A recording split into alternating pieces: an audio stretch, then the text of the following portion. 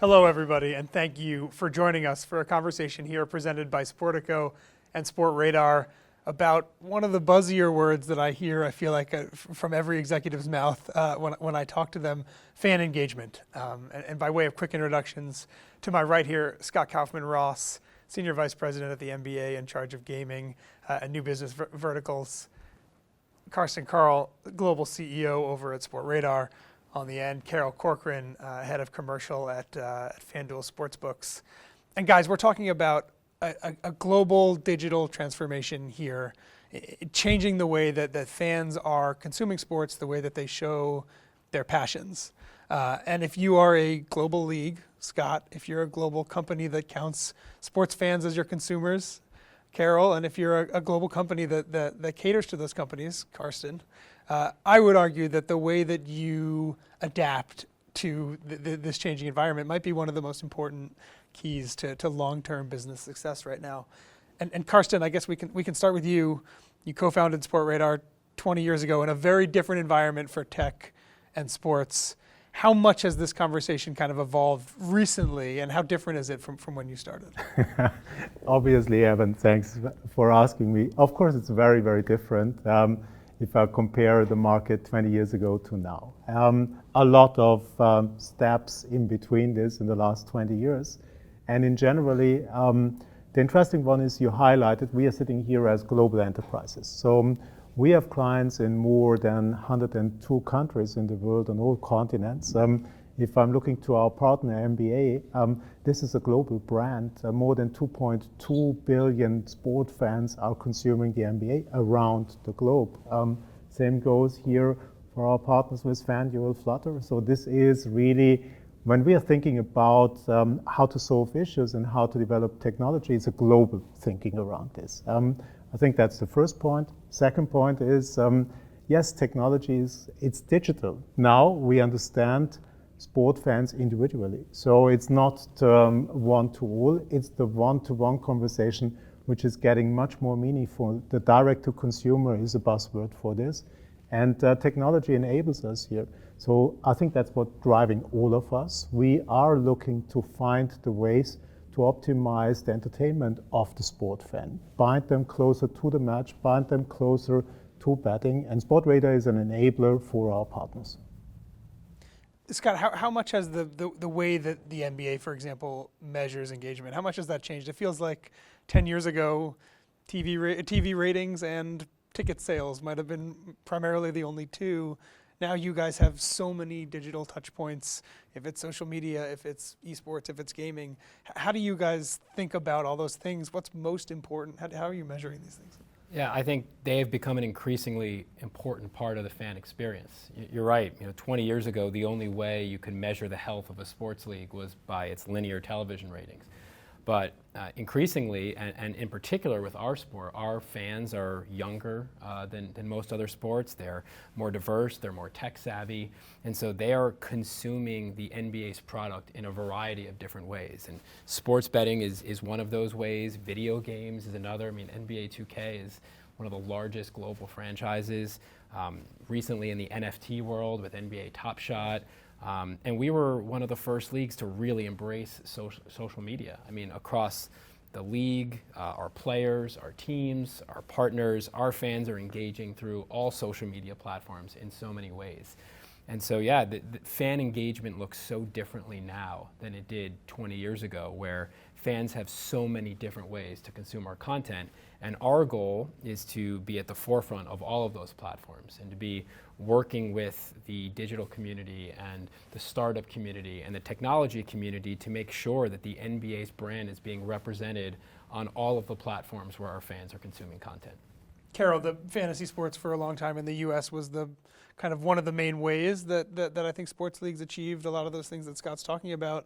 Now, sports betting in the U.S. going state by state and moving pretty quickly. I'm curious what that looks like from a FanDuel standpoint. How are you guys measuring kind of success when it comes to engagement? Sure. You're a great point. Our sports betting business is built on a very strong foundation of our fantasy business, and our fantasy business is continuing to thrive even as the sports betting business is now open to almost 40% of the US population. When we think about engagement, we probably think about it several ways. There's on platform and off platform. And on platform, there's the traditional transactional KPIs. We want customers to be active and come on and consume and interact with our different sports and our different products, and we measure that and try and drive the outcomes and that we think are beneficial to us and beneficial to our customers. But what's more interesting is when you click a layer below that, like as you think about engagement, you want to measure and you want to present things to the customers that mirrors what they're interested in, and it reflects the sporting narrative. And one of the areas we focused on this year is after a customer has placed a bet, it's crucial and beneficial to make it easier for them to track it and engage in it and just see how it's doing. And that's then an engagement driver that we measure that's not related to an actual bet. When a customer is checking their progress, how many legs have hit in their parlay, etc. If we go lean on our fantasy business, that live scoring screen is the most engaged screen in our app, constantly throughout an NFL Sunday or through an NBA slate. And then off platform, when these customers are engaging in the same game parlays or the props or whatever, there's an ecosystem via our influencers or our partners where there is rich engagement with our brand, but they're not necessarily on our app, but they're talking about the bets that they've placed, they're sharing their stories or their bad beats or their wins, and that's an area we want to cultivate too, because that's fun and it's good to be, it's relevant and contextual, and it's not a traditional transactional KPI, it's a softer community KPI. So that's how we think about engagement. It's so interesting how kind of all of your companies are becoming everything, right? It's a live event business, but it's also a media distribution business, and it's also a social media platform, and gaming is critical to all of that. It seems as though kind of everybody, to be successful in this world, kind of has to be doing all of it in some capacity. It's not enough now to just be the NBA the way we maybe thought about it 15 years ago or 20 years ago. Yeah, look, you said it right. If we look to the ecosystem, the leagues have ambition to go direct to consumer, and it makes a lot of sense to have this. And programmatic advertising, understanding of behaviors, knowing the ecosystems, that's essential for getting there. Looking from a sports betting perspective, yes, there is a need to be partly a media company. So you need to have that engagement beside the pure betting. They want to have information. Media-wise, we see already that many media players are stepping into the territory to being sports betting operators or finding corporations. So the things are changing, very flexible, and you're going to need to be very flexible to take all your opportunities. But hey, that's our world, and that's where it goes. Maybe one sentence which I think is very interesting, and I guess we share all the same opinion. The difference, if I'm looking from a global perspective, and then putting a spotlight on the United States, I think the level what we see here of player-related engagement, propositions with players, really player deep understanding of their behaviors and skills, that is second to none if I'm looking to the rest of the world, which is a phenomenon which is reflected in fantasy, but we see that also now in sports betting. And that opens so many opportunities. If you have more information about this, to really profile the fan, give him the product he wants to have. If we know he's a Lakers fan, he loves LeBron, why not push him the 2-pointers and 3-pointers that we can give this as a kind of tool for keeping them engaged. And these are the things where, in my mind, the US is on the forefront here, and the openness for technology and development in this space is far bigger than in many other markets. At least that's our reflection here. I'd agree with that. I think coming from Europe, it's been eye-opening to see how the growth and how popular the player narrative and then the player markets, and I think that's going to be a rich source of innovation over the coming years in sports betting, but also in general fan engagement, leaning into that narrative. I think if you go back 20 years ago, the only way you could distribute content was if you had a television network, right? So now with social media, websites, apps, and all of these digital platforms, virtually any company can become a content distributor. And that opens up unique ways for content to be a part of every offering. And so when we look at what FanDuel is doing with our live highlights and integrating that into the betting experience, and for years with Sportradar, we've distributed our live game telecasts to sportsbooks internationally for their live channel online product. These are the types of experiences that can be unlocked when every company becomes digital.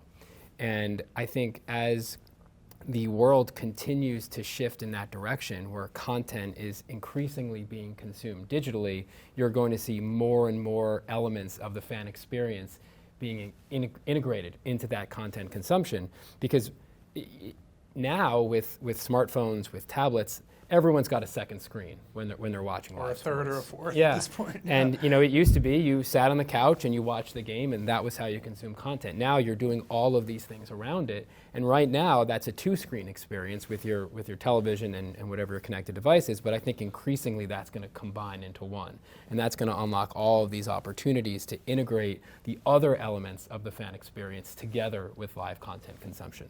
I'm fascinated by this idea that Americans, particularly the way that they bet and maybe some of the ways they consume sports, is a lot more athlete-centric. And I would argue, Scott, that the NBA, of all the leagues here, has done the best job of letting athletes kind of be ambassadors and stewards to the sport, certainly more so than I think a lot of other sports have. And it certainly seems as though in this world in particular, that seems like a benefit. If if athletes are a really good entry point into this conversation, being a league that has, I would argue, kind of the biggest cultural touchstone, the biggest cultural cachet in the U.S. from an athlete standpoint also seems like a really good position to be in. I think that's right, and we have always seen our players as our partners, and we've treated them as our partners. And the way our league is set up, it's a partnership with our players. And our commissioner has always encouraged players to use their platforms, to create social media accounts, and to engage their communities. And I think that has developed into a world where we have many fans that are fans of players and not teams. And they're fans of LeBron or Kevin Durant or James Harden, and wherever that player may go, that's the team they now root for. And I think, to Carol's point, fantasy played a significant part in that, and statistics-obsessed culture, and triple doubles, and is this guy going to score 30 points a year, and how many threes is Steph Curry going to hit in a given year? All of that has led to this culture of following our players, and they're also getting into other areas other than sports. LeBron was a star of Space Jam in the movie business. Many of our athletes are getting into the business community, and they're starting their own funds and investing in their own businesses. And that is definitely creating an environment for our players to be celebrities, to be influencers, to be role models for our fans. And I think you see the following in sports betting and other places on that, and that, hey, we're following these guys, and how they perform is as important in some cases as how the team performs. Carol, Carson, how different is the way you guys think about, Carson, your data streams, or Carol, the FanDuel offering when you're talking about the U.S. versus, let's pick a market, let's say England, right, where fans are maybe not as concerned or thinking as much about how many goals this person scores versus who wins the game and who loses the game? Maybe we start with Carol from the experience here in the U.S. and then I add something. Sure. Yeah, so I think my perspective is what we want to offer customers is what they're looking for, what they're expecting, and when we see something that's popular, we lean into that. So that's been our direction of travel in the US, and when we're putting a special odds boost or whatever it might be, it's the ones that get the most engagement are the ones that are on point with the narrative of that week, and 8 times out of 10 or 9 times out of 10, that's a player narrative because they have a strong feeling whether, as Scott said, this is the night for the 2 triple doubles. When it comes to Europe, I just think because that tradition of perhaps fantasy, and I'm not as close to a European business as I am to a US business, I just think culturally the player narratives are not as strong, and therefore people are not as equipped or not expecting or not asking and demanding from operators such a rich offering of player markets or things that support player narratives. I think what we've seen in the last 18 months in particular, this player narrative and the popularity of player markets has really been the turbo boost for the popularity of our same game parlay product, which is popular in Europe and is popular in Australia. But I think the trajectory of adoption and growth in the US is stronger than what we've seen in other markets, as a result of this kind of intrinsic expectation and desire for the Superman narrative. This is the day they're going to go off. And the economics of those are very good for FanDuel, correct? Same game parlays are good for us as a business. The economics are good. They're also good for our customers. They're popular. They're low wager bets where you can win a big payout, and they give you a lot of entertainment value for money because you're then watching and tracking in our app, hopefully, how each of those legs or each of those props are doing, and it's a very immersive and enjoyable experience. So I think it's a win-win.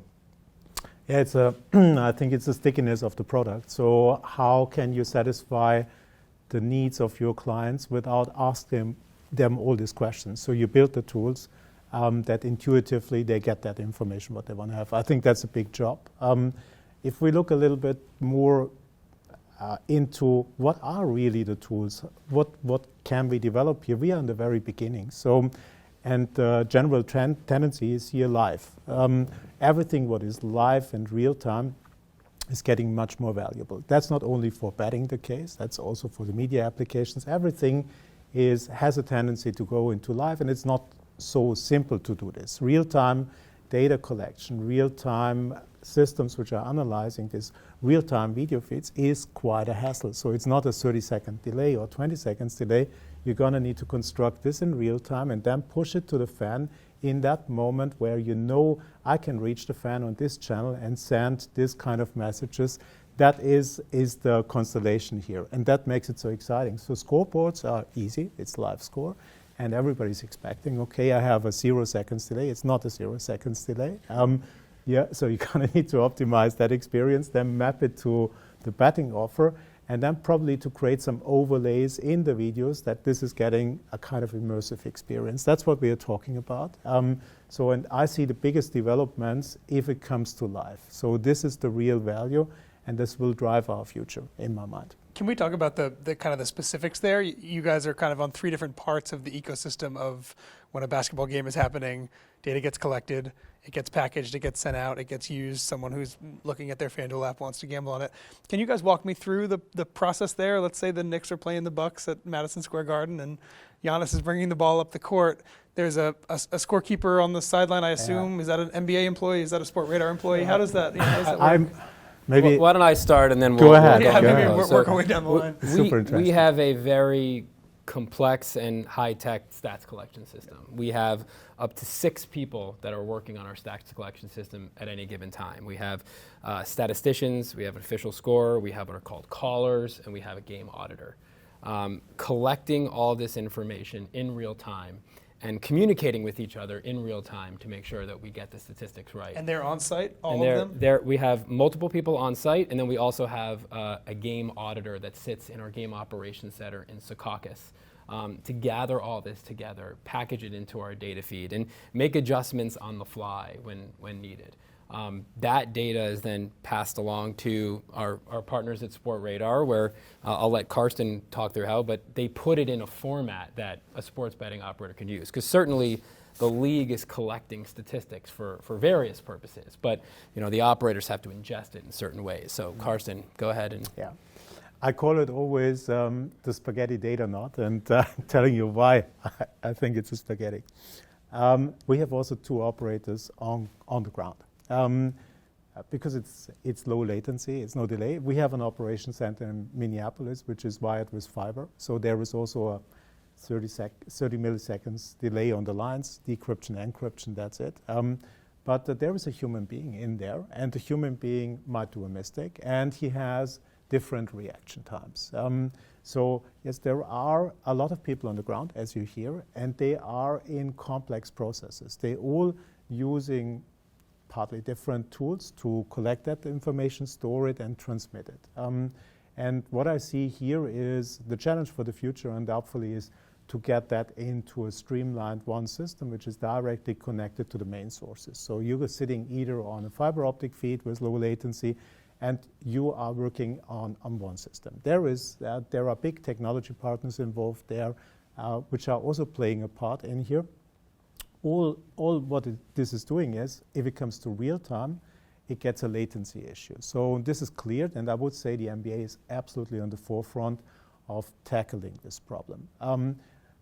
If you ask me how does that look in the future, I think computer vision is something in the future where the computer will extract that information. This is the player, this is X, Y, Z coordinates 25 times, 50 times per second, and we are mapping, was that a point or was that a foul or whatsoever, automatically. So sooner or later, the human being will be replaced with this one, and I think it's good because we get much more information about the match, and it's much more precise, and we are getting closer to what we all want to have, neutral data information real time. That's quite a technical challenge. It sounds easy, but it's a complex environment. And don't forget, not everything what a computer or what a human being might score is right, because finally the referee is taking the decision. So you're gonna need to consider what happens if the referee is deciding different, and how do you tackle this? And our clients, the betting operators, well, they depend on this. It's a disaster if we give a wrong score, because those payouts are immediately, instantly, and if we take a score back, that's the worst situation which we have. So we're going to need to look on all these elements, and it sounds always easy. That's the data environment. It's not easy if it comes to real time. Of course.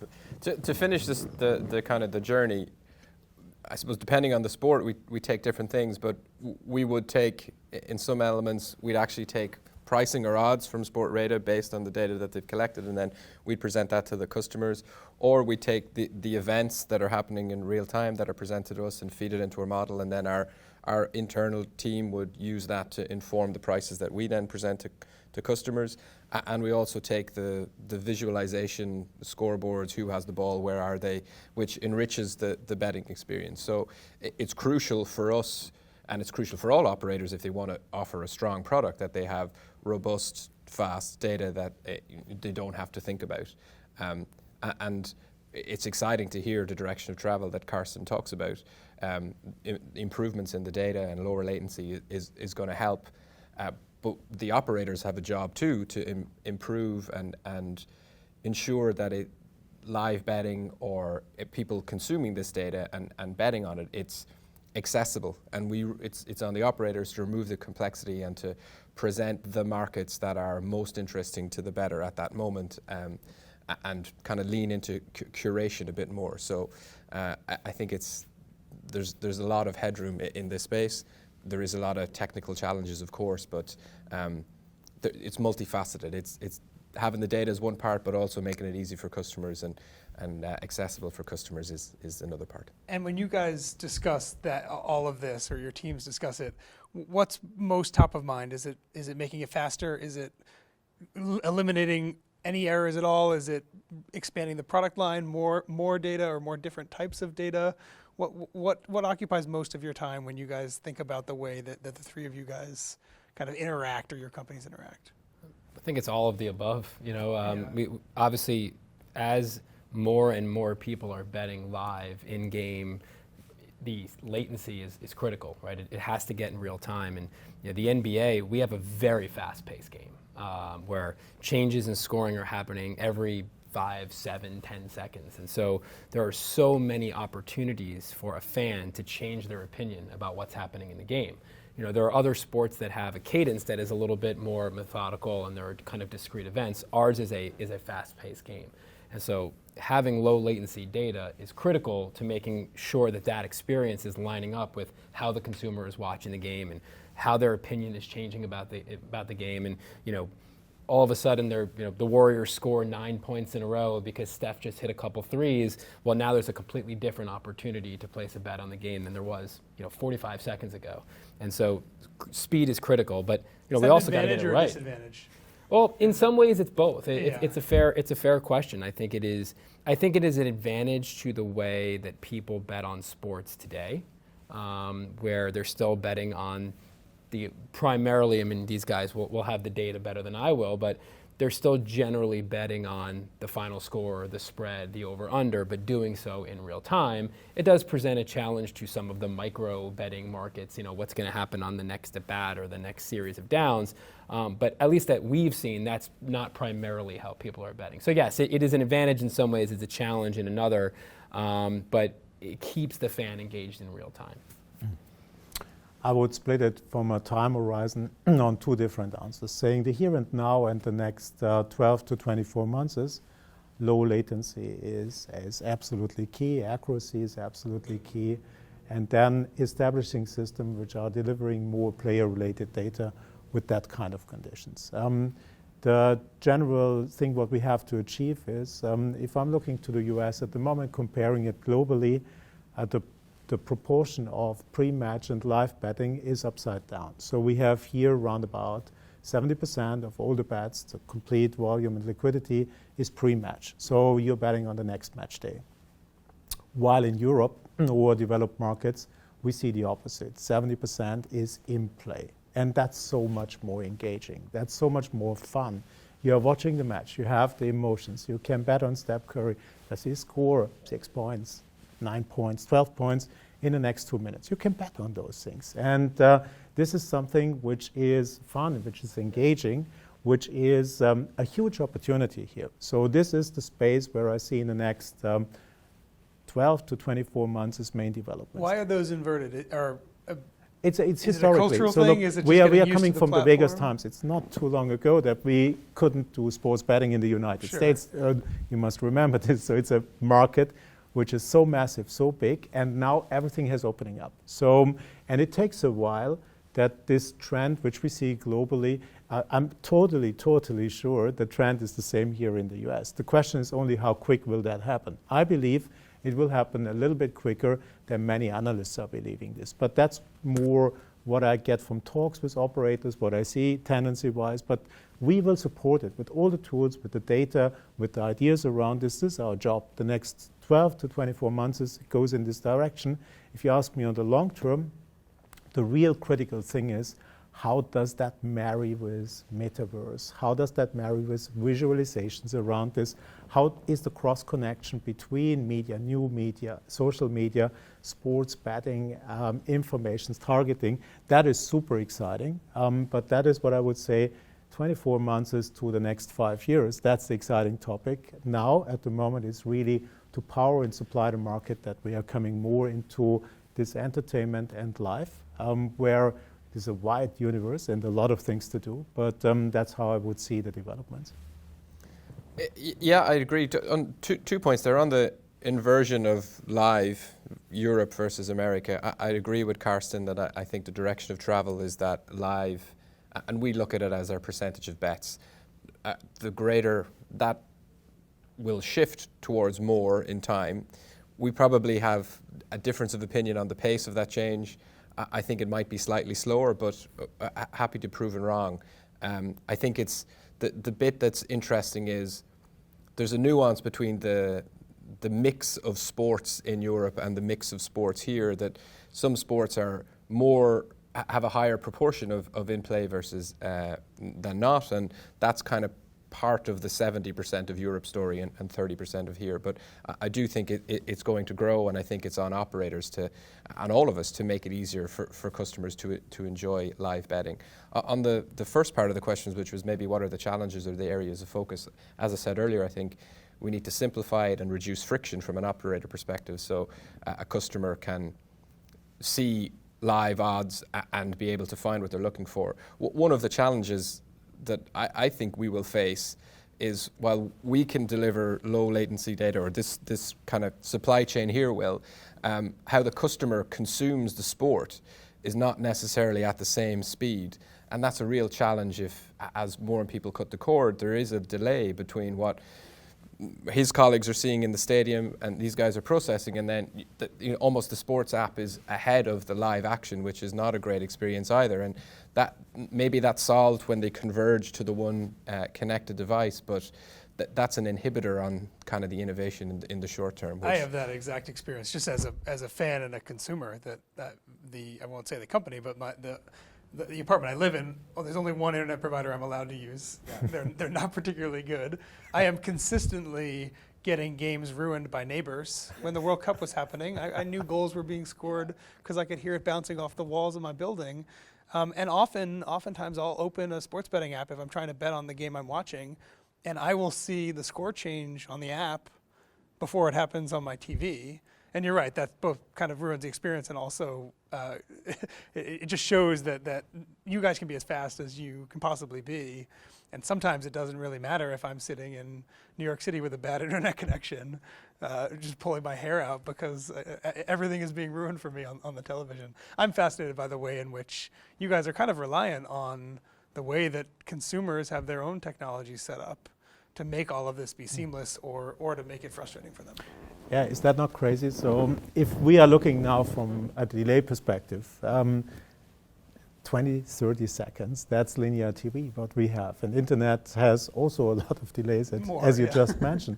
We are speaking here about, if I'm looking to the betting opportunities, the NBA is globally, I think, a 125 billion betting handle. The NFL, by the way, is 43 billion, so it's significantly smaller, where people are always saying, well, I wonder why the NFL is a third of the NBA. It's a global sport, but the numbers are so huge. And with this big money, which is wagered, and this big latencies, which we are just discussing, it's a nightmare. If you would go to the stock exchange saying, hey guys, that's our latency, that's our world, and that's the money what we handle, they would declare you as crazy, all right? And that's our job. And the NBA is on the forefront, and our partners are on the forefront here to really get that into a real-time environment. And there are lots of challenges in the play out to the consumer, but also in the processing of this huge liquidity. So we're gonna need to work really hard that we get the systems deployed. But hey, the technology is there. So we have multi-cloud environments. We have the biggest companies in that space coming from the US, Microsoft, Amazon to mention too. And they all can do this in zero latency. And I think this will help the sport enormously. Having access to really clear plain feeds, clear plain data is in my mind a must. So the environment which we see at the moment is something which needs a lot of work. I think that will be a big trigger moment for adoption when that improves too. Yeah. And unfortunately, that's not necessarily within our control, but it's going to happen soon. Yeah, I think that has been one of the delays in the shift from linear TV to digital consumption is the need for low latency video. And right now, you're all right. The streaming delays can be as much as 30, 60 seconds. That is all actively in development. And as Carson said, the technology behind solving for low latency video is there. We have a partnership that we struck last year with Microsoft to really invest in our direct-to-consumer product. And how do we use technology to deliver a better direct-to-consumer experience over the top through digital platforms and integrate all of these experiences, live data and insights from Sportradar, and integrating our betting partners into that experience. The technology is there to solve it. We just have to put it all together. And we're making great strides on that and are heavily investing, because that is what will enable that shift from linear to digital and unlock the ability for fans to have these integrated experiences. Yeah, I cut the cord 3 years ago, and I ended up, because of this internet problem, buying one of those things I stick on the window to get broadcast television, which I thought was just like the reverse of what I was supposed to be doing, right? I was promised all this great technology, and I ended up at Best Buy trying to get a rabbit ears thing to stick on the window so I could watch the Super Bowl. I want to make sure I ask you guys about what I think is one of the most interesting sports betting stories we've had in the U.S. in the past few months, what happened with Draymond Green and the Warriors a few months ago. I know you guys are all familiar with what it is, but for people who are listening, when Klay Thompson came back to the Warriors a few months ago, about an hour before game time, the Warriors tweeted out that Draymond Green was going to start the game, but he was injured, so he was going to be there for tip-off. He was going to foul someone, come out of the game, and that was going to be it. The Warriors tweet that out. Gamblers realize very quickly, oh, there's markets still open on Draymond Green. He's not going to score any points. He's not going to have any rebounds. He's not going to have any assists. And a lot of people jumped very quickly, opened their apps, hammered that. FanDuel, I believe, Carol was pretty quick in taking the markets down. I think we're fortunate. We've got a very strong risk and trading team who saw it almost immediately and took action to. I can't recall whether they took those markets down or maybe they stopped them being parlayed or they changed the odds. I think some of the other operators were less lucky, and I think that the risk is it's not just people hammering that market, it's when they parlay them into several others and then the liabilities grow quickly. But we were fortunate, and it was a noteworthy and newsworthy item, but we were kind of observing from the... Yeah, I'm curious what your takeaways are from what I think is a really interesting moment. Look, it happens every day in many sports. So nothing wrong with this. This is a public information, public available information. Nothing wrong with it. It's not insider trading. There is a public information. Somebody is spotting it faster, somebody is spotting it slower. Yes, there are partners and providers like Sportradar is, which should give such an information immediately to the clients, and we do. But there might be a delay in there, and some punters might have, might use this kind of delay. Be assured that bookmakers have a very sophisticated risk management system.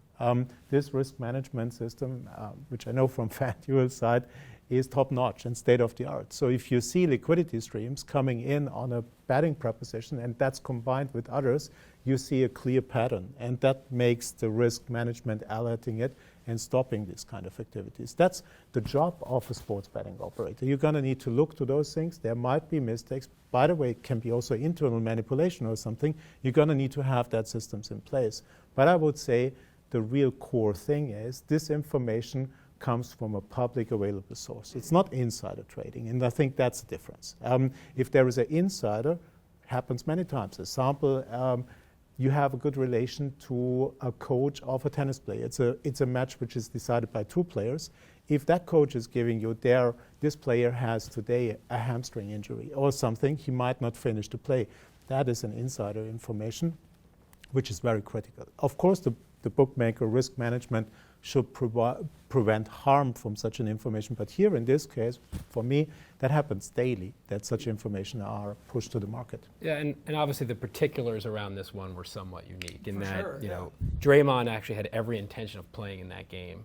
He then went through pregame warm-ups. He tweaked his calf. By the way, he didn't play for several games after that. But because of the significance in the moment, that he's had this player that he's been teammates with for over a decade, hadn't played in more than 2 years, the significance of starting the game and taking the court with his teammate was important. So he asked if he could still start the game and take the court with his teammate. There was nothing in the rules that prevented that from doing that. We asked the Warriors to publicly disclose that, as Carson said, as long as it's publicly available to everyone at the same time. They did that. And in that case, there were some bettors that saw that happen before the sports books. And unfortunately, that's a nature of publicly available information. Just like sometimes certain investors will see a news story break before others, and they'll get in ahead of the rally. So the important thing, exactly as Carson said, is that that's available publicly to everyone at the same time, and the proper procedure was followed. It just got a lot of attention because the particulars around it were a unique situation, with this being Clay's first game back in many years. Totally, and it feels like it kind of happens. It was a piece of actionable news that was kind of outside of the ecosystem that we're talking about here, right? And that it's not a kind of a traditional injury report. It's certainly not a piece of data that Sportradar is scraping from the game itself. And if I was in the Warriors' shoes, I would have thought that a little tweet about a ceremonial oddity was going to be something that is actually something that has big ramifications for some of my fans, some of my partners, et cetera. I'm curious if there's anything change after that. Are there lessons to be learned, or is it just kind of part of the business? Honestly, all the proper procedures were followed. You know, we changed his injury status when he tweaked his ankle. What calf wasn't going to play, then we changed it to clarify that he was going to start, and we had the publicly available announcement. Again, I know this one got a lot of notoriety because of the particulars and because it was so public, but players tweak their hamstrings and all the time, and maybe that they're no longer playing, and the same situation could have arose if that was made available to the public and certain bettors saw it before the operators had a chance to change it, or if there's a trade, and we have very talented journalists that get information very quickly, and they put the information out there that a trade, and that might move some of the lines, and some fans may see that before Carroll and his team get a chance to do it. So that's the nature of publicly available information, that there may be instances where bettors are able to get ahead of it with the sports books. But in this case, the proper procedure was followed. It was just a unique situation because of the ceremonial significance of that game. Carson, are you guys scraping news tweets?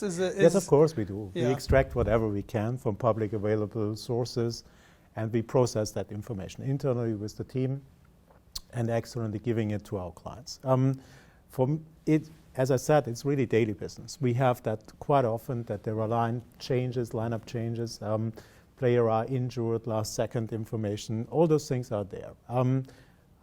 And it puts a bit of a smile on my face that this case is so prominent, because since 20 years we're providing tools to, in real time, compare the prices against other bookmakers for our clients. And that works now really with a 30 milliseconds delay.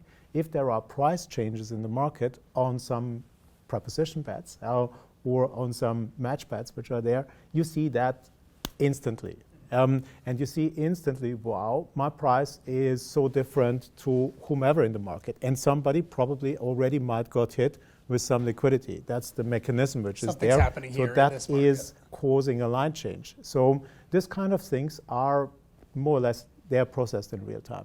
You might have, if you are number 1, 2, 3, 4, 5, getting this information a little bit an edge to place some bets there. And that's okay. That's the part of the game, right? So it's the same on the stock market. If you're following that information and if you're fast, you might have a little bit an edge and you are in front of the wave. But in a very general way, that makes it appealing. So you're following, you are engaged, you are processing all this information. The medias are there, sports bettors are involved, sports betting companies, data companies like us, the league. That's cool because we build that engagement and people are spotting those things and trying to use it. And I find nothing wrong with this. What was remarkable to me was, and maybe this it shouldn't have been a surprise, is just how quickly the news spread and how, whether it's through communities, Discord or Twitter, just that people who are interested in sports betting were aware that here was a vulnerability, and fortunately we were lucky, but if we had missed it, the liabilities in minutes would have grown, to big numbers. So. Do you know how quickly you guys reacted? Is it 20 seconds after the tweet? No, I think it was 10 minutes? Probably 10 minutes or so. Yeah. Interesting. Well, let's move on to product and the future. I know in the relationship that Sportradar and the NBA have, there's a product council. I would love to be a fly on the wall for some of those discussions. To the extent that you guys can, walk us through what are kind of the central themes being talked about there. What can we expect kind of different and new, iterative, moving forward from that partnership? Sure, I'm happy to start, and Carson, please chime in. Look, I think we'd all agree that we're hoping to see more product innovation in sports betting in the U.S. It's been a challenge for the operators with the state-by-state rollout, and the FanDuel team and every other operator, they have to focus their product development on getting live in New York and then getting live in Louisiana and then Maryland and then Ohio and then all the different states on the timeline, which has caused a slower pace of product innovation than I think we all would have liked. And so where is this innovation going to come from? Technology companies like Sportradar are really at the forefront of being able to develop that product innovation. And in the large partnership and long partnership that we just developed with Sportradar, we now have 10 years of runway in our partnership to invest and innovate together. And what we want to do is bring together our knowledge of the game of basketball and how our fans are consuming it and where the game is going and where the trends in basketball are going and the trends in content consumption with the enormous experience that they have in sports betting and technology, to bring that together to help the industry along and say, what should that experience look like, and transform betting on sports from a list of pluses and minuses. I mean, for a casual bettor, it can look like advanced algebra. And how do you present that information in a different way? How do you make it more intuitive? How do you make it more interactive? And that's what the product council with Sportradar. And by the way, with FanDuel, we've done a ton of innovation over the 8 years of our partnership. We built a real-time mobile fantasy game. We were the first ones to ever do WNBA together. So there's a spirit of innovation with both of our companies that I think can really be helpful in accelerating the speed to market in terms of product innovation. But absolutely. Look, maybe we invite you one time to Great, yes. to listen to it. It's it's a long-term partnership, and the horizon here is 10 years. I think that's the main fact. If I compare the NBA to many other partners, which we have more than 500 league partners in more than 40 sports around the globe. The NBA is second to none if it comes to the spirit of driving and using technology and putting innovation to play, and is the first mover in sports betting in this country. So these two things together made us thinking this is the partner which we really want to be tied for many, many years. And I'm super, super happy that we reached this. I think the NBA has the power to really unite all the technology players in this space and really set the standards. That's our spirit here.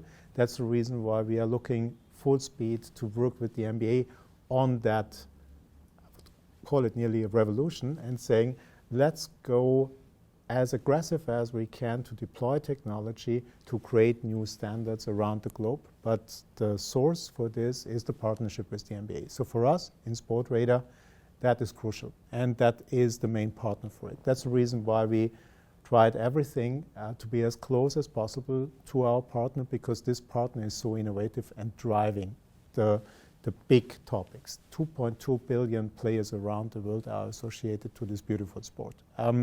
This is something which shows you the impact, and that kind of spirit of saying, I want to use the most modern technology. I'm ready to go sports betting even in critical situations. I'm ready to politically promote this, and I'm ready to deploy it even against some heavy resistance. That shows us that this is the right partnership. And I think for FanDuel, you see it probably in the same way if you compare all other league partners. Yeah, agreed. I think there is, between the three of us already, a great partnership, both as a collective and individually. And I'd echo Scott's comment about the WNBA and the in-play product.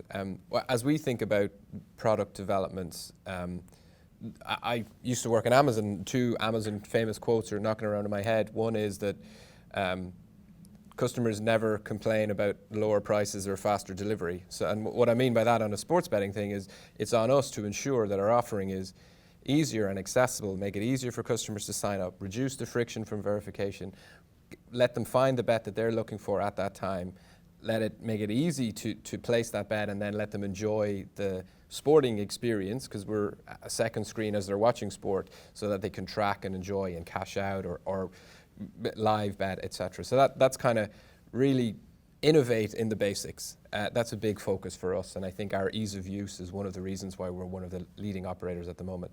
The second Amazon quote is invent on behalf of your customers, and that's something that we'd need to partner with the NBA and Sportradar on. Is we can invent some of the future for this category in the US, and I think a lot of people are focusing on live, and we'd agree that that is a rich area for innovation. There are some challenges there, but we're looking at how we can enrich our live offering with live parlays or live SGP or whatever it might be. But that's kind of the two tracks of how we think about product development in the next 18 or 24, 36 months. Well, Scott, Carol, Karsten, thank you very much for joining us. This was fun. Thank you. Thank you. Yeah, great. Super. Thank you.